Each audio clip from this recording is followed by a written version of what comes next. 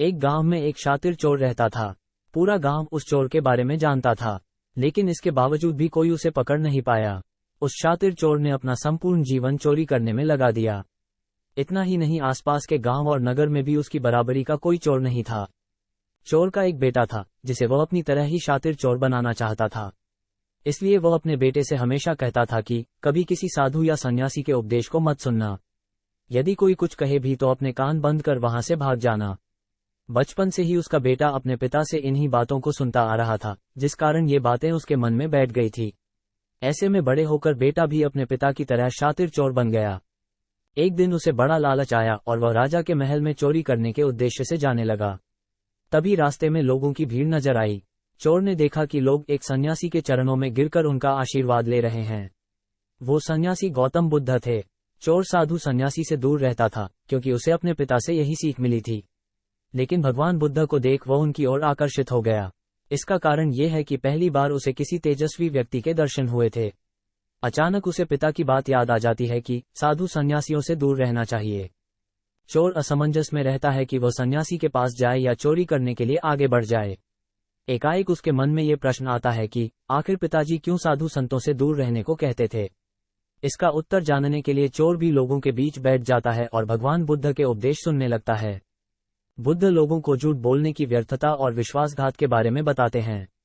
उपदेश समाप्त होने के बाद सभी लोग अपने घर लौट जाते हैं और चोर भी चोरी करने के लिए महल की तरफ निकल जाता है।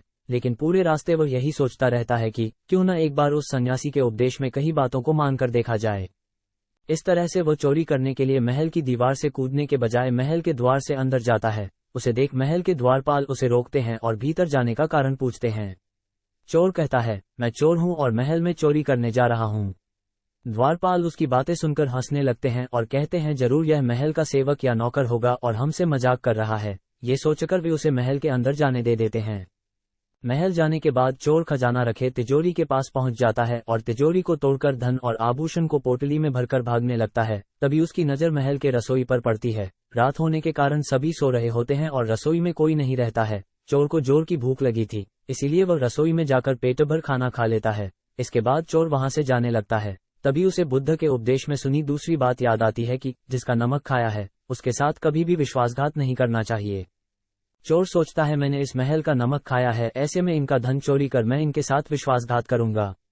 इसीलिए चोर चुराए हुए धन को रसोई में ही छोड़कर जाने लगता है।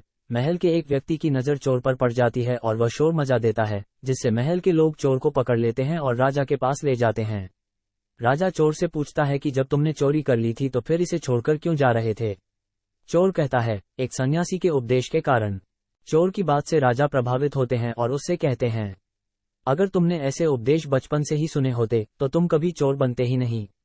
इतना कहकर राजा ने उसे कोई सजा नहीं और छोड़ दिया।